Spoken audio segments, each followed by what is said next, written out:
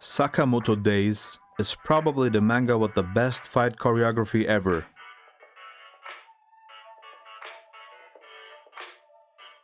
I've read countless mangas with good fights and movements, but Sakamoto Days takes it to the next level.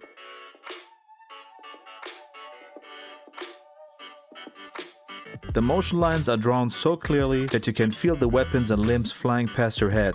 The panels are so coherently sequenced that you always know what happens without losing your eyes in the chaos. It is a perfect mix of John Wick meets Hong Kong fight movies in the 90s. The protagonist, Taro Sakamoto, is a legendary assassin who left the life behind to fall in love, build a family, and run a convenience store.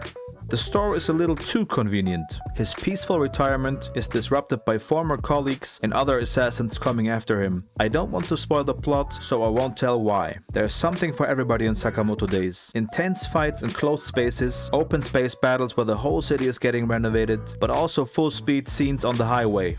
And there's also Takamura. This guy is a completely different story. Every time you think you've figured out the fight patterns, you'll get thrown into a new environment that just plays with your expectations. It's a roller coaster that makes you laugh at the ridiculous and genius creativity of the fights in Sakamoto Days. There's nothing Sakamoto can't use as a weapon. He'll use anything from pipes, pens, all the way to candy packaging and passports.